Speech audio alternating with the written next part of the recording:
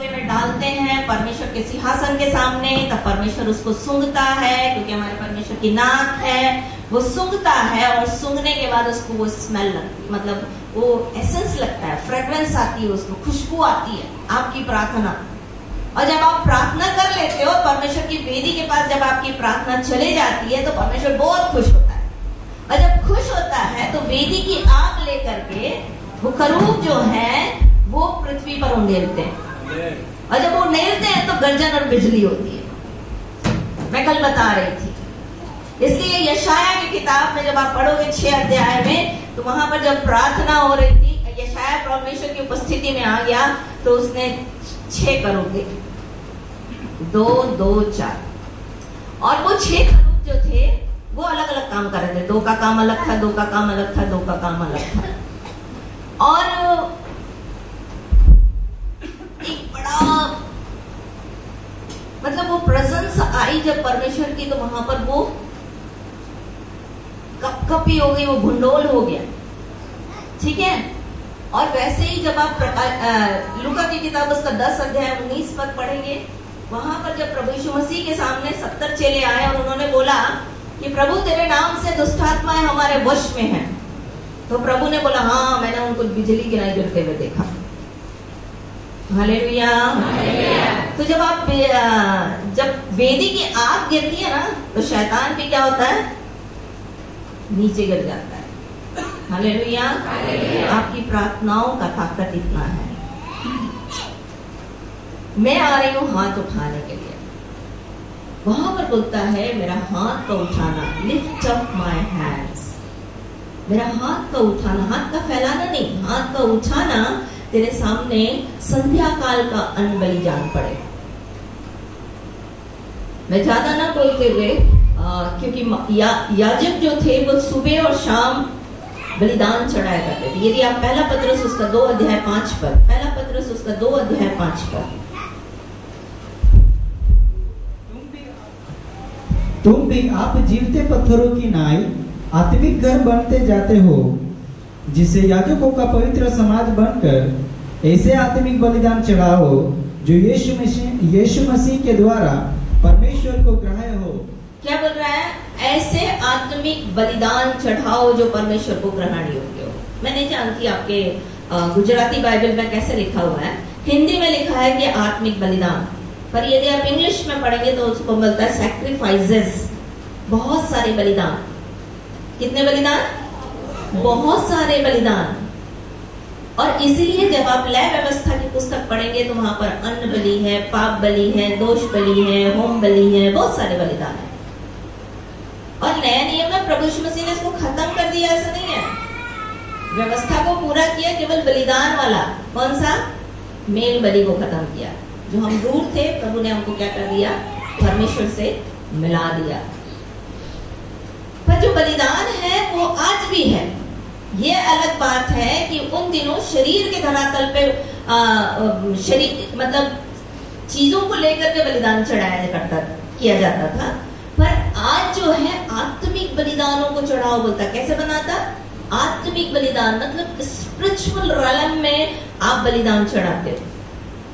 तो जब अन्न बलि चढ़ाया जाता था, नया व्यवस्था उसका 2 अध्याय पढ़ लीजिएगा, उसमें 3 चीजों की इस्तेमाल किया जाता था। उसमें इस्तेमाल किया जाता था मैदे का, उसमें इस्तेमाल किया जाता था तेल का, उसमें इस्तेमाल किया जाता था लोबान का। और जब ऐसे ही केवल अन्न बलि चढ़ाना रहता था तो उसको बोलता है कि मैदा और तेल जब तो उठाए अपनी मुट्ठी पर तो पूरा लोबान लेकर के आना, पूरा लोबान पकड़ना और उसको फिर वेदी पर चढ़ाना। 3 तरीके का वहां पर बलिदान है अन्न बलि का। पहला, जब ये सूखा आप हाथ में पकड़ करके बलिदान चढ़ाते हो। दूसरा, आप तवे पर तेल में लगा करके, जैसे पराठा बनाते ना, पराठा जानते हैं आप लोग, है ना, तेल वाली रोटी, तो वो तेल वाली रोटी लगाते हो जब, वो अन्न बलि मतलब तवे में सेकना। और तीसरा जो है वो तेल में तलना। तेल में तलना मतलब उसको पूड़ी बनाना, पूड़ी बना के चढ़ाना। समझ में आ रहा है? तो परमेश्वर जो है 3 तरीके से आप हाथ उठा के करते हो। अब ये मेरा विषय नहीं है, इसलिए मैं आपको थोड़ा सा हिंट देके जा रही हूँ। यदि आप भजन संहिता उसका 133 अध्याय पढ़ोगे तो बोलता सेवकों सुनो, तुम ध्यान रात रात भर यहोवा के भवन में खड़े रहते हो, अपना हाथ पवित्र स्थान पर उठाकर उसको क्या कहो? धन्य कहो। तो जब आप प्रार्थना के साथ हाथ उठाते हो, ये परमेश्वर को क्या लगता है? अन्न बलि। तब आप पूरा लोबान उठा रहे हो और पूरा लोबान उठा करके परमेश्वर को अन्न बलि चढ़ा रहे हो। हालेलुया। तो जब आप हाथ उठाते हो तो क्या चढ़ाते हो आप? परमेश्वर को अन्न बलि। क्या चढ़ाते हो? अन्न बलि। और ये बलिदान उन दिनों 2 बार चढ़ाया जाता था, एक तो सुबह के समय और दूसरा गोधूली के समय। गोधूली मतलब शाम का समय, संध्या काल। पर आज के समय में क्या करना है उसको? अब जो है, मैं नहीं जानती आपको कितना परमेश्वर के वचन के बारे में जानकारी है, पर उत्पत्ति की किताब उसका 3 अध्याय 6 पद में परमेश्वर जो है वो दिन के ठंडे समय में आकर आदम और हवा से मिला करता था।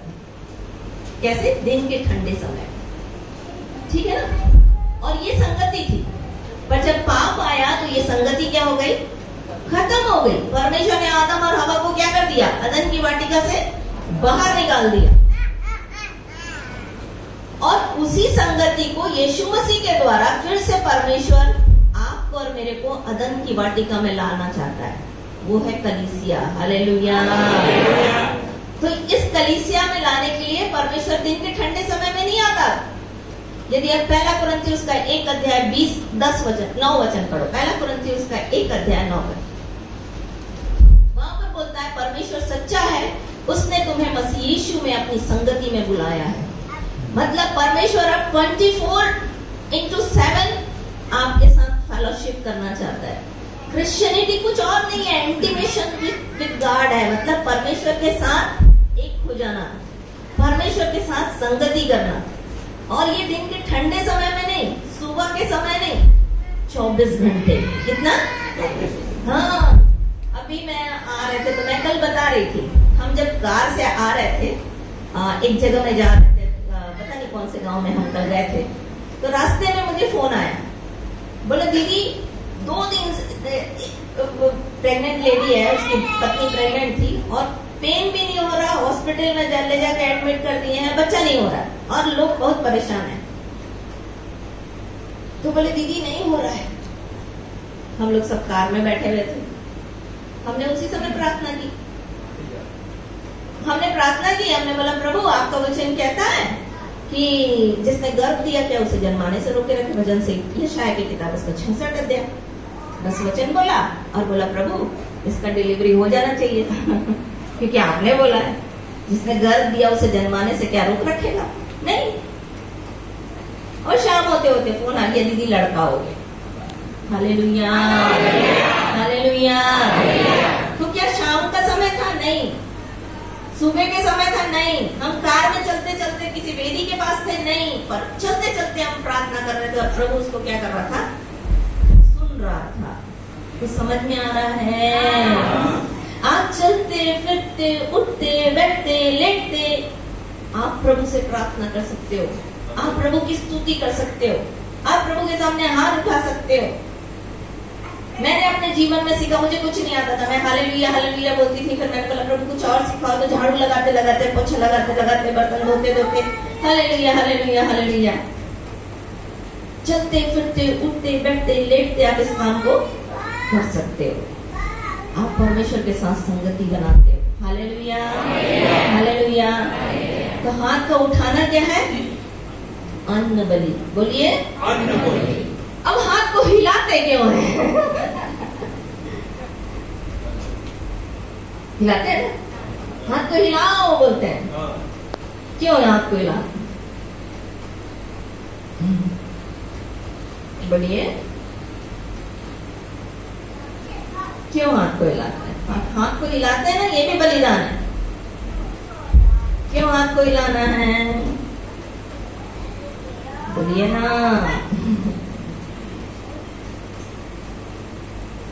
है? चलिए लेविटिकस का 7 अध्याय, लेविटिकस चैप्टर 7 वर्स 30। इसमें बहुत सारे पद हैं पर मैं आपको एक पद दिखा रही हूँ। हारून और उसके घराने को बोलता है कि तू छाती लेना और चर्बी लेना, ठीक है, और उसको लेकर के यहोवा के सामने ऐसे क्या करना पड़े।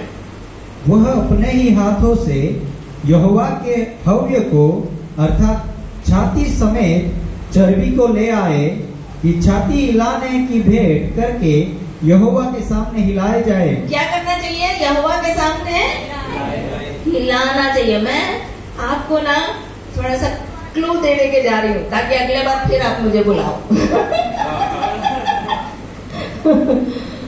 मैं नहीं बता के जाऊंगी कि छाती क्या है, मैं नहीं बता जाऊंगी कि चर्बी क्या है।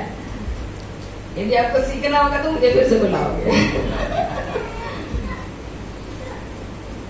हिलाना। जब आप अन्न बलि को लेकर के, अन्न बलि के भाग को लेकर के जब आप ऐसे हिलाते हो, हाथ को हिलाते हो, तो आप हिलाई हुई भेंट परमेश्वर को चढ़ाते हो। Hallelujah, hallelujah. अभी मैंने एक छोटा सा आपको ट्रेलर दिया है, अभी वचन में तो गई नहीं हूँ। आपके पास टाइम है ना सुनने के लिए? हालेलुया। जोरदार मेरे परमेश्वर के लिए ताली बजाओ।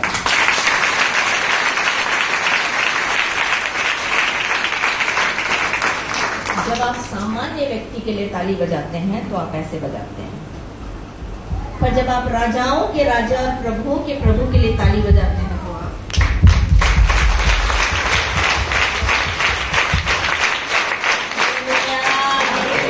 हालेलुया।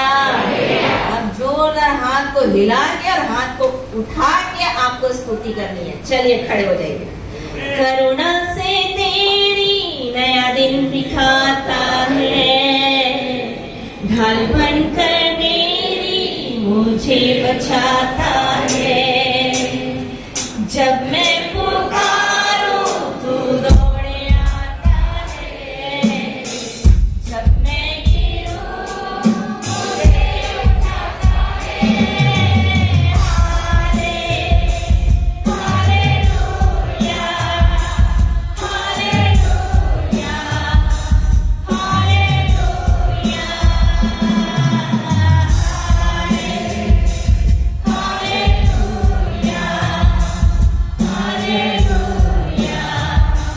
हालेलुया।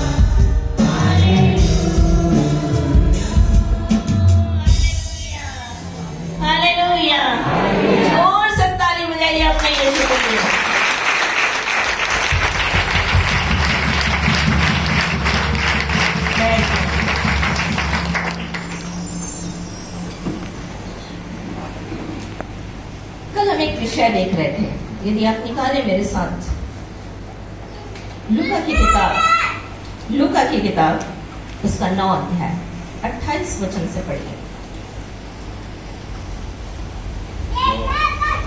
लूक चैप्टर 9:28 से onward। इन बातों की कोई 8 दिन बाद वह पतरस और यूहन्ना और याकूब को साथ लेकर प्रार्थना करने के लिए पहाड़ पर गया।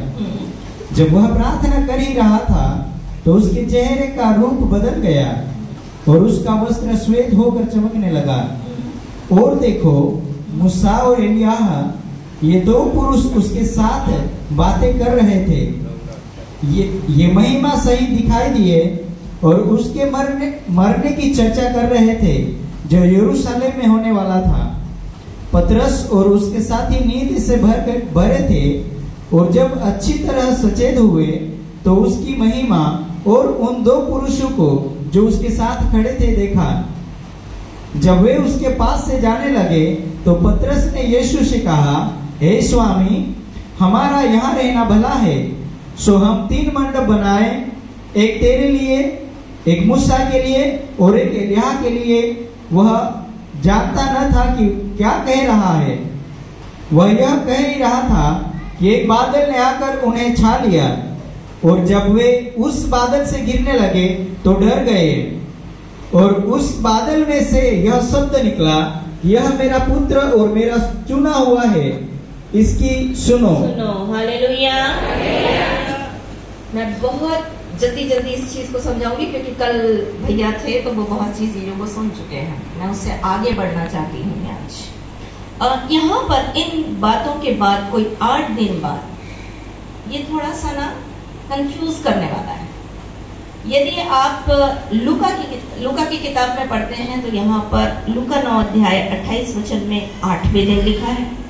यदि आप मरकुस की किताब उसका 9 अध्याय उसका 1 वचन से पढ़ेंगे तो 6ठे दिन लिखा है।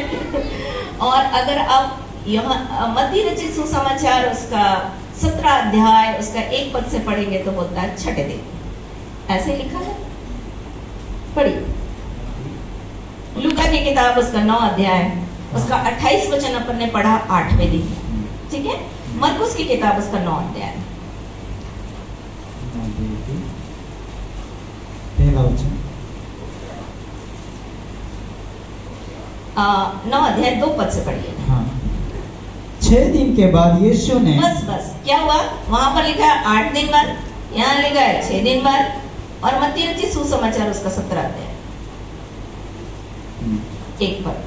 6 दिन के बाद। हाँ, तो आप कंफ्यूज हो जाओगे, भैया यहाँ तो 2 जन लिख रहे हैं 6 दिन और 1 जन लिख रहा है 8 दिन, तो समझ क्या है ना?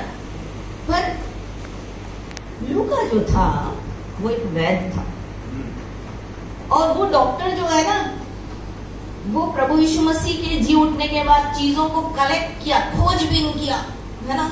और तब उसने उस कंक्लूजन को निकाल करके लूका की किताब में लिखा। और लूका की किताब जो बता रही है वो सही बता रही है। 8वें दिन बाद। 8वां दिन क्यों था? आपको पता नंबर 8 का मतलब क्या होता है? आप मत बोलना इनको पता हो गया नंबर 8 न्यूमरोलॉजी बाइबल की 8 नंबर का मतलब, हर एक नंबर का मतलब है बाइबल में। 8 नंबर का मतलब क्या है? 8 नंबर का मतलब होता है न्यू बिगिनिंग, नई शुरुआत। 8 नंबर का मतलब क्या होता है? नई शुरुआत। क्यों पता? क्योंकि 6 दिन परमेश्वर ने काम किया, 7वें दिन परमेश्वर ने विश्राम किया और 8वें दिन जो काम शुरू हुआ वो नया काम था। हालेलुया। तो इस नए काम को करने जा रहा था परमेश्वर, और इस नए काम में उसने 3 व्यक्तियों को चुना, पतरस, याकूब और यूहन्ना। इन तीनों को ही क्यों चुना?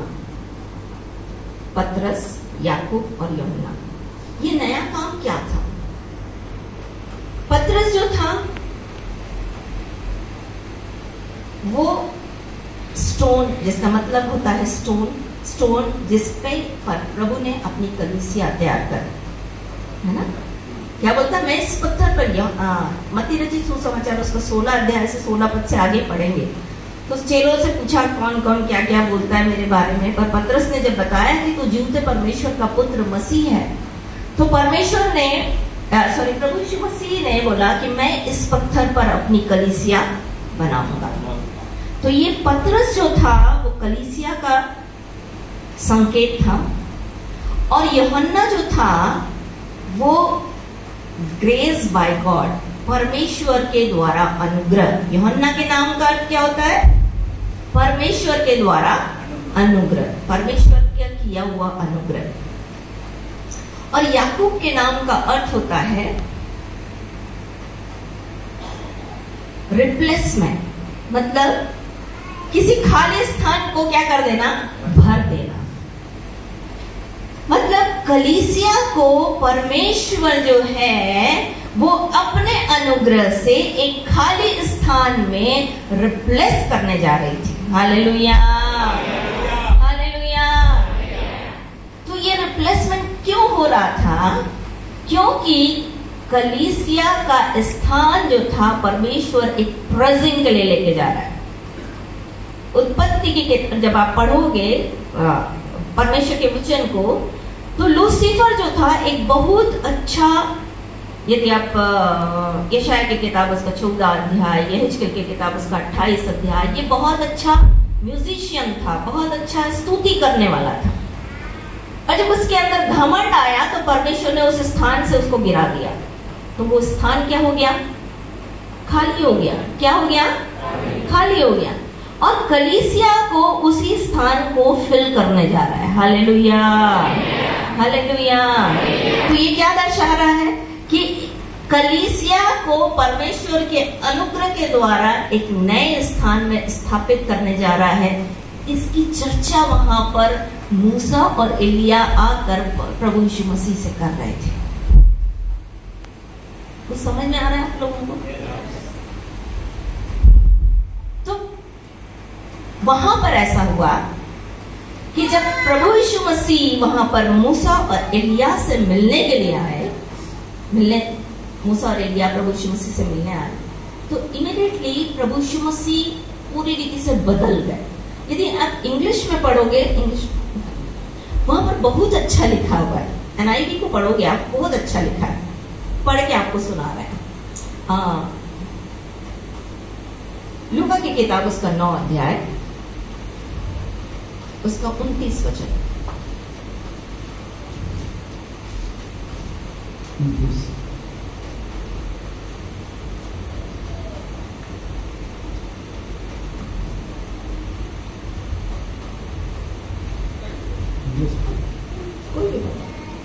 हिंदी में।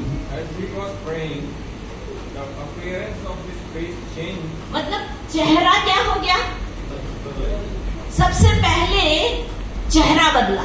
आगे His clothes became upright as a flesh. कपड़ा बदल गया है ना? और क्या बदला? फ्लैश। हाँ, Bright as a flesh. Two men Moses. मतलब 3 चीजें बदली। फेस बदल गया, कपड़ा बदल गया, और अंदर का जो अस्तित्व था वो भी बदल गया। Hallelujah, hallelujah. मैं आपको ये क्यों बता रही हूँ? मैं इसलिए बता रही हूँ क्योंकि आज कलीसिया जो है प्रभु यीशु मसीह के द्वितीय आगमन की तैयारी में लग गई है, और उससे मिलना है तो ये चीजें बदलनी है।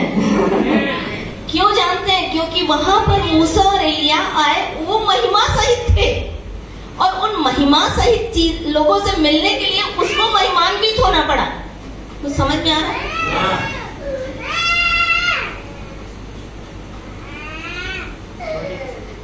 आप जब शादी घर में जाते हो, कपड़ा कुछ और पहनते हो कि नहीं पहनते हो? थोड़ा चमक के जाते हो, है ना?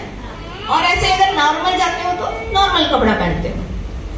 पर ये स्वर्गीय लोग जो थे वो उस तेज में थे, महिमा, और इंग्लिश में बोलता है ग्लोरी एंड स्प्लेंडर, तेज में थे। जो एलिया और मूसा थे वो महिमा में थे और तेजस्वी थे। उनसे मिलने के लिए यीशु मसीह को शारीरिक धरातल से बदल करके आत्मा के धरातल पे आना पड़ा। उसका फेस बदल गया, उसका कपड़ा बदल गया सब बदल गया। तब जाकर के प्रभु जो है मूसा और एलिया से बात करने लगा। और क्या बात करने लगा? पढ़ो। महिमा सहित दिखाई दिए और उसके विदा होने की बात करते। इंग्लिश में बहुत अच्छा लिखा है, पढ़ो।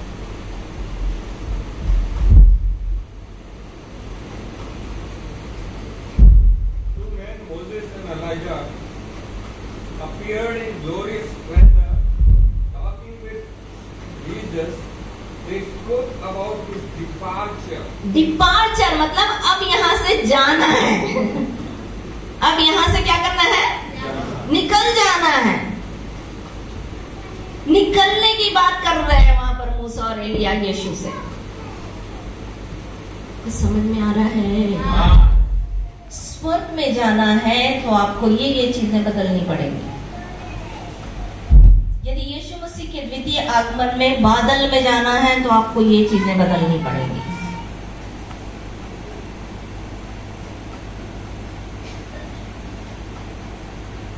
ये कैसे बदलेगा? ये कैसे बदलेगा? आप तो शरीर के धरातल पे हो। यीशु मसीह बदल गया तुरंत। कैसे हो गया? उसका फेस बदल गया। मैं आज एक भाग आपको दिखा के जा रही हूँ मूसा के बारे में। मूसा का फेस बदला जब वो शरीर में था।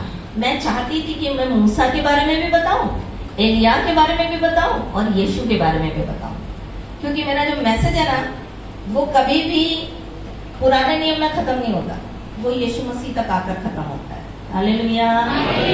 तो देखते हैं अपने पास कितना समय रहता है, उस हिसाब से मैं आपके सामने रखूंगी। मूसा को ये जो चीजें आपको ग्लोरी जो है और स्प्लेंडर जो है, महिमा और तेज कैसे मिलेगा, इसका थोड़ा सा दर्शन जब आप देखोगे तो भजन संहिता उसका 8 अध्याय, भजन संहिता उसका 8 अध्याय 1 पद से पढ़िए। भजन संहिता उसका 8 अध्याय 1 पद से। हे यहोवा हमारे प्रभु, तेरा नाम सारी पृथ्वी पर क्या ही प्रतापमय है। तूने अपना वैभव स्वर्ग पर दिखाया है। तूने अपने बेरियों के कारण बच्चों और दूध पियाओं के द्वारा सामर्थ्य की नेव डाली है, ताकि तू शत्रु और पलटा लेने वालों को रोक रखे। जब मैं आकाश को जो तेरे हाथों का कार्य है और चंद्रमा और तारागण को जो तूने नियुक्त किए हैं देखता हूँ, तो फिर मनुष्य क्या है कि तू उसका स्मरण रखे, और आदमी क्या है कि तू उसकी सुधि ले। 5 पद। क्योंकि तूने उसको परमेश्वर से थोड़ा ही कम बनाया है और महिमा और प्रताप का मुकुट उसके सिर पर रखा है। हाँ, ये दाऊद का दर्शन दिख रहा है। दाऊद को दर्शन दिख रहा है। क्या दर्शन दिख रहा है? परमेश्वर तू महान है। हे परमेश्वर तू क्या ही प्रताप में है। तूने अपना विभव स्वर्ग में दिखाया है। और हिंदी बाइबल में यदि आप पढ़ोगे तो बोलता है परमेश्वर की महिमा और मनुष्य का गौरव। टाइटल है। तो जब आप परमेश्वर की महिमा में जाओगे और उसकी स्तुति करोगे, क्या बोलता है? तूने बच्चों और दूध पियाओं के मुंह में अपने सामर्थ की स्तुति सिद्ध कराई है। यहाँ पर हिंदी में इसमें लिखा है सामर्थ, पर यदि आप इंग्लिश में पढ़ोगे और यदि यीशु मसीह के बारे में जब इसी चर्चा किया जा रहा था, वही भजन मत्ती रचित सुसमाचार उसका 21 अध्याय में, तो बोल रहा था प्रभु यीशु मसीह की, जब सदूकी और फरीसी आकर बोलने लगे इनको चुप करा दे, बहुत होशाना होशाना चिल्ला रहे। तो प्रभु यीशु मसीह ने बोला यदि ये चुप रहेंगे तो पत्थर चिल्ला उठेंगे। क्या तुमने नहीं पढ़ा कि दूध पियाओं के मुंह में स्तुति सिद्ध करिए? मत्ती रचित सुसमाचार उसका 21 अध्याय पढ़ लीजिएगा, शायद आगे में लिखा है। तो जब एक व्यक्ति परमेश्वर की महिमा को देखता है और महिमा के साथ स्तुति करता है तो परमेश्वर कुछ चीजों को रिवील करता है। उसी को जब आप मत्ती उसके 16 अध्याय में पतरस से जब प्रभु यीशु मसीह चर्चा कर रहे थे तो पतरस ने क्या बोला? तो जीवते परमेश्वर का पुत्र मसीह है। तो कलीसिया कब कंप्लीट होती है? जब रेवलेशन निकलता है, रेवलेशन आता है, प्रकाशन आता है कि वो कौन है। इसलिए इफिसियों की पुस्तक उसका 1 अध्याय 17 वचन पढ़ते हैं तो उसमें बोलता है हमारी आंखों को खोल दे हमारी मन की आंखें ज्योतिर्मय हो जाए कि हम जान सके कि हमारे बुलाए जाने की कैसी आशा होती है और सब पवित्र लोगों में उसकी मिराज की महिमा का धन कैसा है। हमें बुद्धि और प्रकाशन का आत्मा दे। यदि आप पढ़ लीजिए, मैं इसको थोड़ा सा क्लियर कर दूं। इफिसियों की पुस्तक उसका 1 अध्याय 17 वचन। इफिशियंस चैप्टर 1 कि हमारे प्रभु यीशु मसीह का परमेश्वर जो महिमा का पिता है तुम्हें अपनी पहचान में ज्ञान और प्रकाश का आत्मा दे। हाँ, यहाँ पर इसको सुधार लीजिए, अपनी अपनी बाइबल में इसको लिख लीजिए। ज्ञान और प्रकाश की आत्मा नहीं है, बुद्धि और प्रकाशन की आत्मा। इंग्लिश में पढ़ रहे हैं। And keep asking that God of our Lord Jesus Christ, the glorious Father, may give you the spirit of wisdom and revelation. क्या बोल रहा है? विजडम और revelation, So that you may know Him better. बुद्धि और प्रकाशन की आत्मा कलीसिया का निर्माण करती है, ताकि हम जान सके कि हमारे बुलाए जाने की कैसी आशा होती है और सब पवित्र लोगों में उसकी मिराज की महिमा का धन कैसा, उसकी सामर्थ हमारी और जो उस पर विश्वास करते हैं कितनी महान है, कि उसकी शक्ति के प्रभाव के उस कार्य के अनुसार जो उसने मसीह यीशु के विषय में किया, कि उसे मरे को में से जलाकर स्वर्गीय स्थानों में अपनी दाहिनी और सारी प्रधानता, अधिकार, प्रभुत्व और सामर्थ और हर एक नाम के ऊपर, जो न केवल इस लोक में पर आने वाले लोक में भी लिया जाएगा, बैठाया। सब कुछ को उसके पांव तले कर दिया, सब वस्तु पर शिरोमणि चढ़ा करके कलीसिया को दे दिया, जो उसकी देह और उसकी परिपूर्णता है। मतलब परिपूर्णता और प्रकाशन में ही आपको सामर्थ्य मिलती है, अधिकार मिलता है। तो जब आप और मैं, परमेश्वर कौन है, परमेश्वर का प्रकाशन आपको और मेरे को मिलता है, और जब हम परमेश्वर के कामों की बातें करते हैं, प्रेजिंग करते हैं, तो बोलता है वो तूने मनुष्यों को स्वर्गदूतों से थोड़ा कम बनाया। बोलता वहां पर लिखा है तूने मनुष्यों को थोड़ा कम बनाया, लिखा है, ऐसा कुछ लिखा है ना। पर इंग्लिश में अगर आप फुटनोट में जाएंगे तो वहां बोलता है स्वर्गदूतों से थोड़ा कम बनाया। स्वर्गदूत कैसे थे? स्वर्ग में रहने वाले, तेजस्वी और मतलब ग्लोरियस और स्प्लेंडर, महिमावत और तेजस्वी। स्वर्ग के वासी ऐसा रहते हैं। और मेरे को और आपको परमेश्वर कहां लेके जाने जा रहा है? कहां लेके जाने जा रहा है? तो वो स्वर्ग में जाने के लिए वैसा ड्रेस भी तो चाहिए ना, चाहिए कि नहीं? मैं यहाँ पर आई, सबके घर बहुत बड़े बड़े बनेंगे, घर नहीं जाने वाला, गाड़ी नहीं जाने वाली, कपड़ा नहीं जाने वाला, कुछ नहीं जाने वाला। प्रकाशित वाक्य इसका 14 अध्याय 13 पद, क्या जाने वाला? प्रकाशित वाक्य, रेवलेशन चैप्टर 14 वर्स 13। और मैंने स्वर्ग से यह शब्द सुना कि लिख, जो मुर्दे प्रभु में मरते हैं वे अब से धन्य है। आत्मा कहता है हाँ, क्योंकि वे अपने परिश्रमों से विश्राम पाएंगे और उनके कार्य उनके साथ हो लेते हैं। क्या लेते हैं? कौन जाता है साथ में? कार्य, काम जाते हैं। तो ये काम जो है ना, यदि आप भजन रेवलेशन उसका 19 अध्याय में पढ़ेंगे तो ये जो काम आपके है ना, ये वस्त्र बनते हैं। निकालिए प्रकाशित वाक्य उसका 19 अध्याय।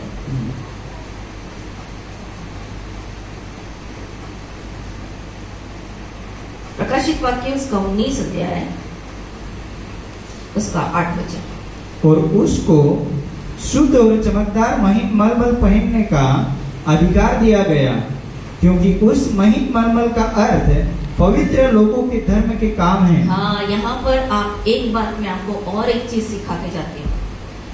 हिंदी बाइबल में धर्म लिखा है। धर्म का मतलब होता है इंग्लिश में रिलीजन, मत। पर बाइबल धर्म की चर्चा नहीं करती। यीशु मसीह धर्म देने नहीं आया। शास्त्र बोलते हैं धर्म धार्योते प्रजा, मतलब धर्म जो है वो स्वयं प्रजा को धारण करती है। और यहाँ तो ऐसा है कि प्रजा धर्म को धारण किए हुए। हाँ? धर्म की रक्षा मनुष्य करता है, पर स्वयं धर्म जो है शास्त्र बताते हैं परमेश्वर है। मैं उसमें नहीं जा रही, मैं आपको बाइबल बताने जा रही हूँ। बाइबल जो है कभी भी रिलीजन की बात नहीं करता। बाइबल में 3 जगह रिलीजन शब्द आया है। बाइबल हमेशा राइचियसनेस की बात करती है। राइचियसनेस मीन्स धार्मिकता, rightness, right standing with God, परमेश्वर के साथ सही बनकर खड़ा होना। यीशु मसीह केवल यही काम करने आया। क्या करने आया? धार्मिकता देने आया। क्या करने आया? बोलिए मेरे साथ, क्या करने आया? धार्मिकता देने आया। प्रभु यीशु मसीह धर्म देने नहीं आया, प्रभु यीशु मसीह धार्मिकता देने आया। हम पाप में पड़े हुए थे, यीशु मसीह ने आकर के हमारे पाप को क्षमा किया, परमेश्वर से मिला दिया।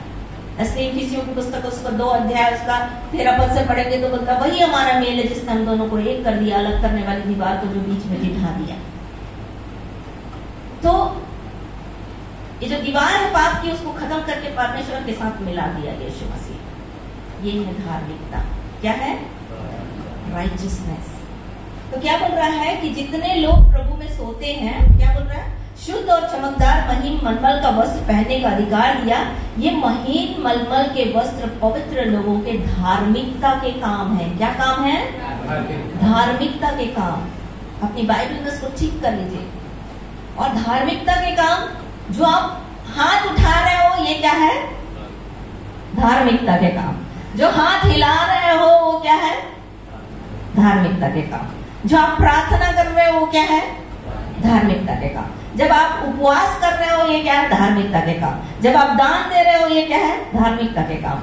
जब आप गवाही दे रहे हो, ये क्या है? धार्मिकता के काम। जब आप प्रचार कर रहे हो, ये है धार्मिकता के काम। तो ये क्या बन जाएंगे? वस्त्र बन जाएंगे। आपको पता, जब ये आदम और हवा थे तो वो नंगे नहीं थे। उनके पास क्या था? वो धार्मिकता थी परमेश्वर की, और वो परमेश्वर की उपस्थिति में आते थे। पर जिस दिन उन्होंने पाप किया तो क्या हुआ? उन्होंने सबसे पहले क्या देखा? हम नंगे हैं, हम नंगे हैं। मतलब जब प्रभु परमेश्वर ने आदम को बुलाया, आदम आदम तू कहाँ है? तो बोला मैं छिप गया। क्यों छिपा? तो बोलता मैं नंगा हूं। तो परमेश्वर के पास जाने के लिए आप और मेरे को वो धार्मिकता के वस्त्र चाहिए जिसके द्वारा हमारी नंगाई छिप सके। इसलिए याजकों को जब वस्त्र पहनाया गया, यदि आप निर्गमन की किताब में पढ़ेंगे तो याजकों के जो वस्त्र थे उसमें उनको चड्डी भी पहना कि तेरी नंगाई ना दिखे, बोलता है। उनको पूरा ऊपर से नीचे तक ढकना था। ये शारीरिक धरातल पर सिखाया गया था। उसी को परमेश्वर आत्मा के धरातल पे हमारे जीवन के लिए करना चाह रहा है। तो यीशु मसीह से मिलना है, परमेश्वर से बादल में मिलना है प्रभु यीशु मसीह से, और स्वर्गीय यरूशलेम का भागी बनना है, तो आपको और मेरे को धार्मिकता के वस्त्र चाहिए। अब अपन देखते हैं मूसा के बारे में। ये मूसा को शरीर में रह करके परमेश्वर ने ये सब चीज दिया ताकि आत्मा में वो लेकर जाए और फिर वहां पर वैसा ही रहे। कुछ समझ में आ रहा है? आ रहा है आप लोगों को? Hallelujah, hallelujah. आपको पता, हम लोग गांव की सेवा करते हैं मतलब, तो वहां पर औरतें दिन भर काम करते रहती हैं, बेचारी थक जाती है, सो जाती हैं। तो मुझे बार बार हालेलुया बोलना पड़ता था, क्योंकि हालेलुया शब्द उनको क्या कर देता था?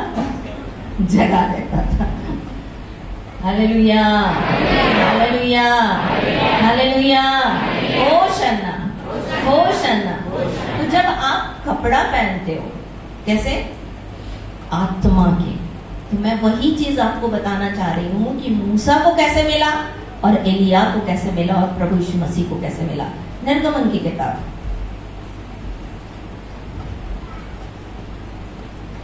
उसका 33 अध्याय 33। निर्गमन की किताब उसका 33। बहुत लंबे से शॉर्ट करते हुए मैं आपको बताना चाहती हूँ कि मूसा को जब इजराइलियों ने पाप किया तो मूसा वहां पर प्रार्थना करने लगा, बोलने लगा कि प्रभु मेरे पाप को मेरे लोगों के पाप को क्षमा कर दे। जब उन लोगों ने बछड़ा बना लिया और तब प्रभु बहुत गुस्सा हुए, परमेश्वर बहुत गुस्सा हुए, परमेश्वर उनको नाश कर देना चाहते थे। तब मूसा ने बोला मेरा नाम जीवन की पुस्तक से काट दे, पर इनको मत नाश कर। आगे व्यवस्था विवरण में बोलता है कि परमेश्वर तो मेरे को बोल रहा था कि मेरे द्वारा, तेरे द्वारा मैं एक नया कौम बनाऊंगा, पर मैंने बोला नहीं। फिर इस्राएल मिस्री क्या कहेंगे, तुझे बदनाम करेंगे। इसलिए मूसा ने वहां पर प्रार्थना की, बोला प्रभु मेरे इन लोगों के पाप को क्षमा कर दे, मेरा नाम जीवन की पुस्तक से काट दे, पर इनको क्षमा कर दे और हमारे साथ चल। परमेश्वर ने बोला नहीं, मैं नहीं जाऊंगा, ऐसा ना हो कि मैं इन लोगों को मार डालूं। और तब मूसा मनाने लगा। प्रभु ने बोला ठीक है, मैं तुम्हारे साथ चलूंगा। तब मूसा ने बोला कि मुझे अपनी गति समझा दे। क्या समझा दे? गति मतलब तू अपनी ग्लोरी बता दे, तू कैसा है, तू क्या करता है, तू कैसे करता है, तू मुझे समझा दे भैया। तो परमेश्वर ने बोला ठीक है, एक काम कर, 33 अध्याय निर्गमन की किताब उसका 33 अध्याय 20 पद से पढ़िए 23 पद तक। फिर उसने कहा तू मेरे मुख का दर्शन नहीं कर सकता, क्योंकि मनुष्य मेरे मुख का दर्शन करके जीवित नहीं रह सकता। फिर यहोवा ने कहा सुन, मेरे पास एक स्थान है, तुम उस चट्टान पर खड़ा हो, और जब तक मेरा तेज तेरे सामने हो के चलता रहे, तब तक मैं तुझे चट्टान के दरार में रखूंगा, और जब तक मैं तेरे सामने होकर न निकल जाऊं, तब तक अपने हाथ से तुझे ढांपे रखूंगा। फिर मैं अपना हाथ उठा लूंगा, तब तू मेरी पीठ का तो दर्शन पाएगा, परंतु मेरे मुख का दर्शन नहीं मिलेगा। यहाँ पर मूसा जो है वो प्रभु से बोलने लगा कि प्रभु मुझे अपना तेज बता, मैं तेरी ग्लोरी पाना चाहता हूँ, मैं तेरी महिमा में देखना चाहता हूँ, तू कैसा है। और तब प्रभु ने बोला कि ऐसा कर, सुन चट्टान के पास आ जा। किसके ऊपर आ जा? चट्टान पर खड़ा हो जा, और वो चट्टान के पास क्या हो कि जब तक मैं तेरे सामने से न चलता, सामने को होके ना चलता रहे, तब तक मैं तुझे चट्टान की दरार पर रखूंगा बोलता है। आपको पता है ये चट्टान क्या है? चट्टान क्या है? बोलिए, कुछ बोल रहे हैं, बोलिए क्या कुछ बोल रहे हैं? चट्टान क्या है? दूसरा कुरिन्थी 5 अध्याय।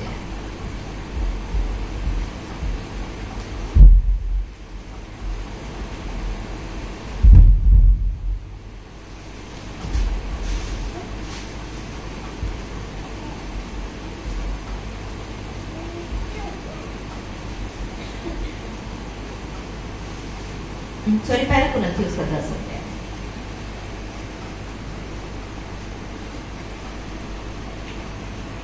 उसका 4 पहला कुरिन्थी।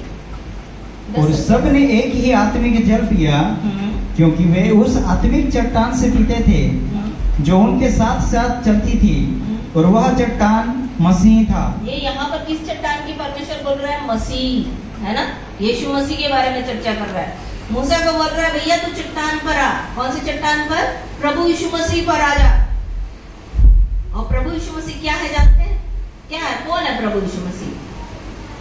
बताइए, कौन है प्रभु यीशु मसीह जिसके ऊपर उसको खड़ा होने बोल रहा था? कौन है प्रभु यीशु मसीह? कौन है प्रभु यीशु मसीह? आज मैं सबका टेस्ट लेके जाऊंगी। कौन है प्रभु यीशु मसीह? कौन है प्रभु यीशु मसीह? ऐसे में तो आपको ज्यादा मैं नहीं बता पाऊंगी, फिर मेरा टाइम तो हो गया, अभी खत्म हो गया। 10 बज गए।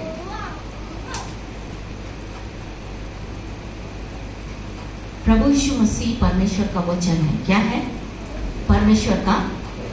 यदि आप यूहन्ना रचित सुसमाचार उसका 1 अध्याय उसका 14 पद पढ़ेंगे तो बोलता वचन देहधारी हुआ, हम मनुष्यों के बीच में डेरा किया, अनुग्रह और सच्चाई से परिपूर्ण हुआ, हम मनुष्यों के बीच में डेरा किया, हमने उसकी ऐसी महिमा देखी जैसे पिता के इकलौते पुत्र की महिमा। तो ये जो वचन आपके पास है ना, ये स्वयं प्रभु यीशु मसीह है। क्या है? Hallelujah, hallelujah. ये रिटर्न वर्ड जो है ना, यही प्रभु यीशु मसीह का एक दूसरा भाग रेमा बनकर के आपके हृदय में आता है। और मैं हमेशा अपने जीवन में मैंने सीखा, मैं हर किसी को बताती हूँ, इतना वचन आपके पास है तो इतना बड़ा यीशु, अगर इतना वचन है आपके पास तो इतना बड़ा यीशु, यदि इतना तो आपके पास इतना बड़ा यीशु, तो समझ रहे हैं? तो जितना ज्यादा आप वचन को पढ़ेंगे उतना आप परमेश्वर के उस तेज को देख पाएंगे। जितना ज्यादा आप परमेश्वर के वचन को पढ़ेंगे, इसलिए परमेश्वर एक वाचा बांधा मैं कल बता रही थी, और हमारी, मैं और मेरे पति की भी यही भूख है सर की। इब्रानियों की पुस्तक उसका 8 अध्याय 10 पद पढ़िए। इब्रानियों की पुस्तक उसका 10 अध्याय 8 वचन, 10 का 8 का 10 चैप्टर 8 वर्स 10। उन दिनों में 8 का 10। फिर प्रभु कहता है कि जो वाचा मैं उन दिनों के बाद इस्राएल के घराने के साथ बांधूंगा वह यह है कि मैं अपनी व्यवस्था को उनके मनों में डालूंगा और उसे उनके हृदय पर लिखूंगा, और मैं उनका परमेश्वर ठहरूंगा और वो मेरे लोग ठहरेंगे। Hallelujah, hallelujah. नींद आ रही है क्या आपको? नींद आ रही है क्या? नहीं ना? भूख लग रही है? तो जितना ज्यादा परमेश्वर की एक भूख है कि परमेश्वर का वचन जो है मनुष्य के हृदय में लिख जाए और इधर डाला जाए, मन में डाला जाए, दिमाग में। ये अलग इसका शिक्षण है कि कैसे वो हृदय में जाता है, क्यों वो दिमाग में जाना है, क्यों हृदय में जाना है, ये अलग है। पर परमेश्वर का वचन जितना आप अंदर घुसोगे ना, आप परमेश्वर को देख नहीं पाओगे कि परमेश्वर कैसा है, परमेश्वर कौन है, परमेश्वर क्या कर सकता है। इसलिए जितना ज्यादा आप इसलिए प्रभु बोल रहा है कि चट्टान पर खड़ा हो जाए। अब आगे बोलता है चट्टान की दरार पे आ जाए, बोलता है ना, चट्टान की क्या आ जाए? दरार पर आ जाए। ये दरार क्या है आपको पता है? यदि आप निकालो मत्ती रचित सुसमाचार उसका 27 अध्याय, मत्ती रचित सुसमाचार उसका 27 अध्याय इसका 50 वचन पढ़े। Matthew chapter 27। तब यीशु ने फिर बड़े शब्द से चिल्लाकर प्राण छोड़ दिए, और देखो मंदिर का पर्दा ऊपर से नीचे तक फटकर 2 टुकड़े हो गया, और धरती डोल गई और चट्टानें तिड़क गई। और चट्टानें क्या हो गई? तड़क गई, दरार बन गई।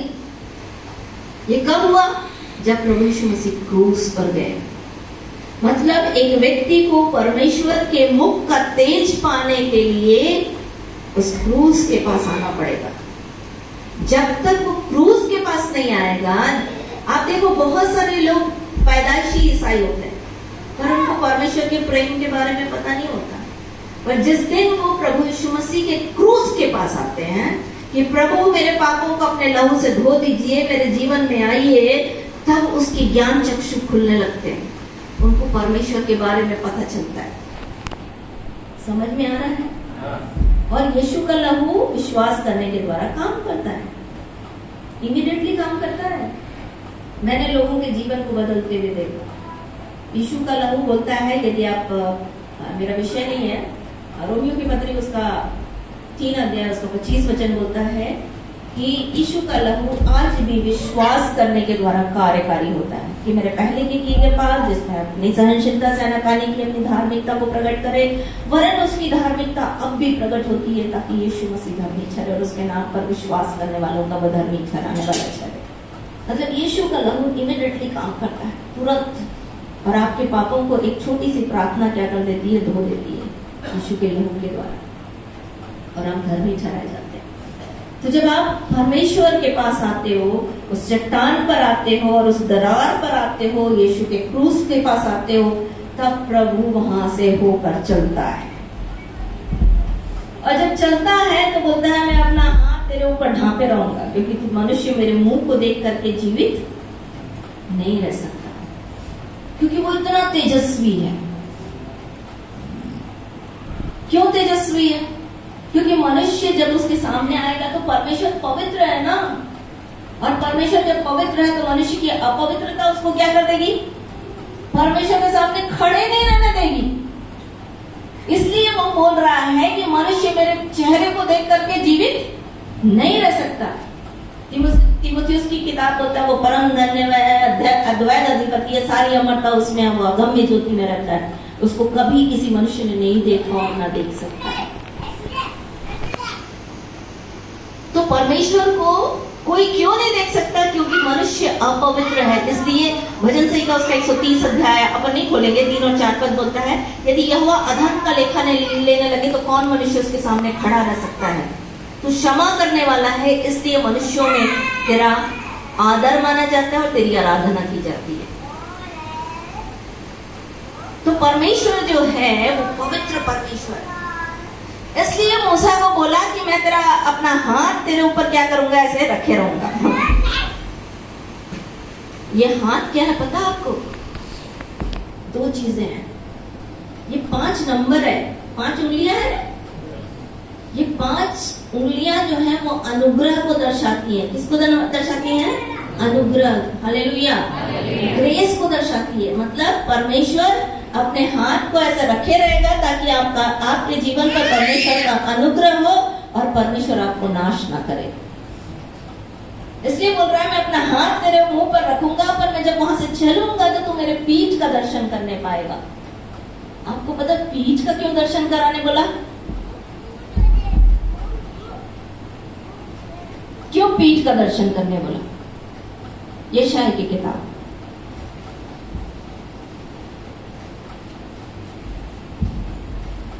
इसका 36 अध्याय, 36 या 34 है। यशायाह की किताब, जब हिजकिय्याह जो है वो प्रार्थना कर रहा था, और जब प्रार्थना कर रहा था तो प्रभु बोल रहा था,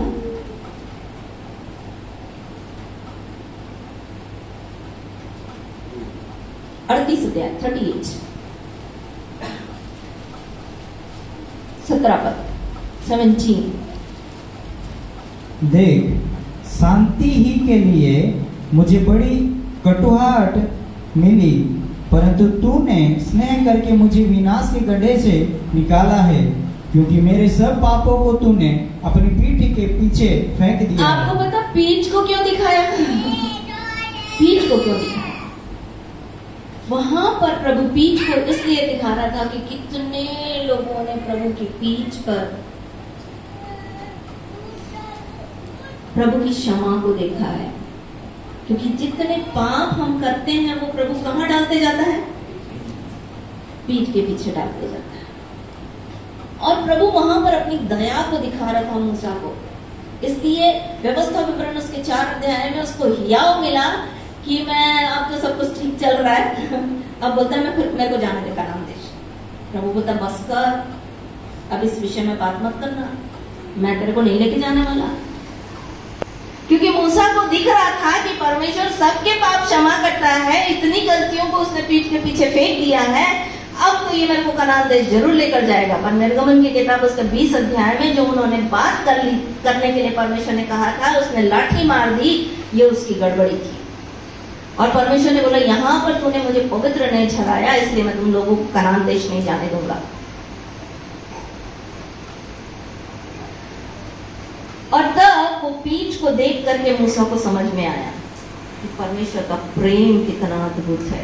हालेलुया, हालेलुया, हालेलुया।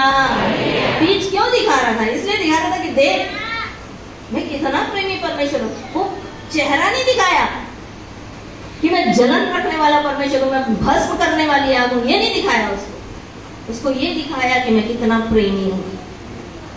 हालेलुया। ऐसे परमेश्वर के लिए जोर से ताली बनती है कि नहीं बनती? Hallelujah, hallelujah. होशन्ना, होशन्ना, बोलिए ना होशन्ना। आपको पता ये जब दर्शन हुआ और परमेश्वर की उपस्थिति में जब मूसा गया तो उसका चेहरा जो है वो तेज के समान चमकने लगा। उसको ओढ़नी पड़ी लोगों को सामने दिखाने के लिए अपने आप को। शरीर में हो करके उसने परमेश्वर के प्रेजेंस को पा लिया।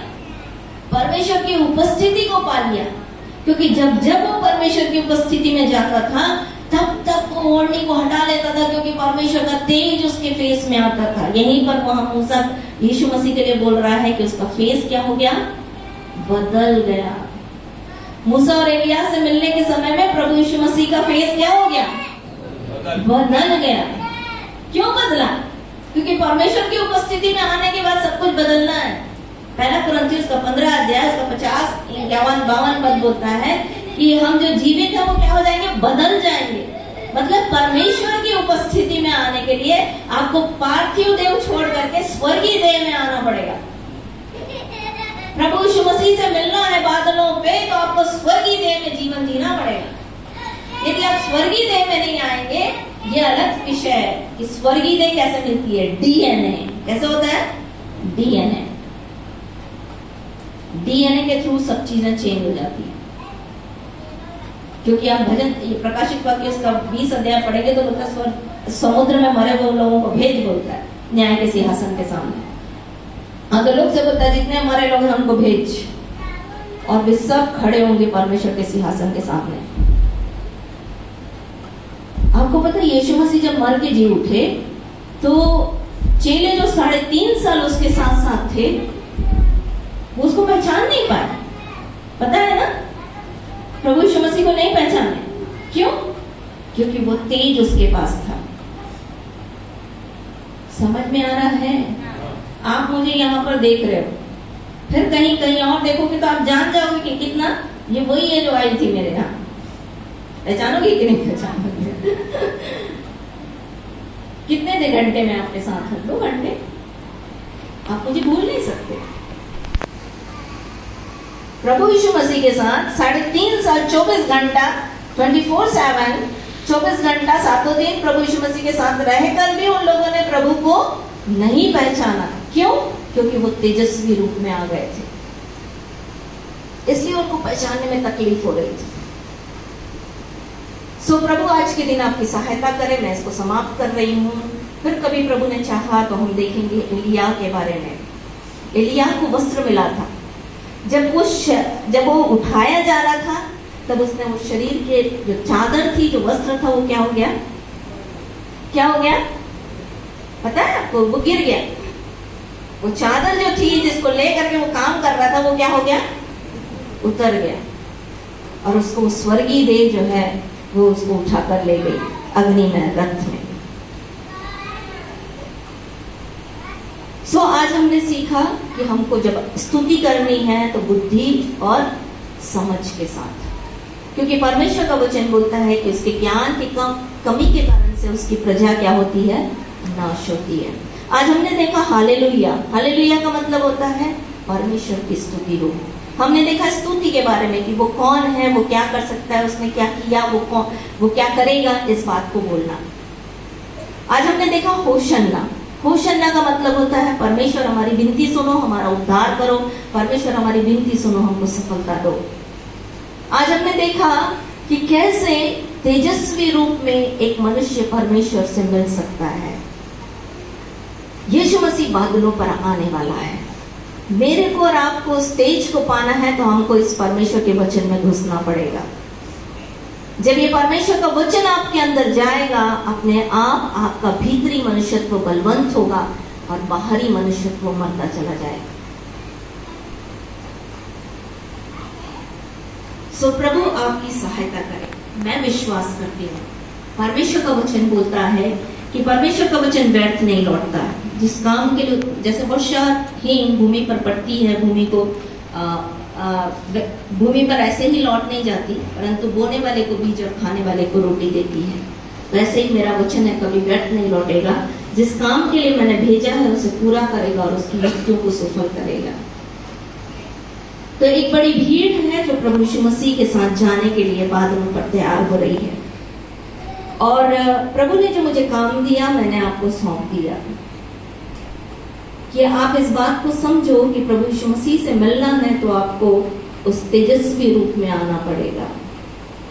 और उस तेजस्वी रूप में आने के लिए आपको धार्मिकता के काम करने पड़ेंगे। और धार्मिकता का काम परमेश्वर के वचन के द्वारा आता है। जितना ज्यादा आप परमेश्वर के वचन को हृदय में डालोगे, जितना ज्यादा आप परमेश्वर के वचन को मस्तिष्क में डालोगे, उतना आप बदलते जाओगे। रोमियो की पत्री उसका 12 अध्याय 2 पद बोलता है कि बुद्धि के नए हो जाने से तुम्हारा चाल चलन बदलता जाए। तो जब परमेश्वर का वचन आपके हृदय में जाएगा तो आपकी बुद्धि बदलेगी, नए प्रकाशन आपके सामने आएंगे, परमेश्वर की बातें आपके सामने खुलेंगी और आप परमेश्वर से मिलने के लिए तैयार किए जाओगे। Hallelujah, hallelujah. कौन कौन चाहता है कि प्रभु से मिले? बस 2-4 लोग चाहते हैं। खड़े हो जाइए। कौन कौन चाहता है? अपन ने देखा आज हाथ को हिलाना, अपन ने सीखा आज हाथ को फैलाना। सीखा कि नहीं सीखा? सीखा ना? Hallelujah, hallelujah, hallelujah. चलिए, मैं एक छोटा सा कोरस गा रही हूँ, आप मेरे साथ सहभागी होइए।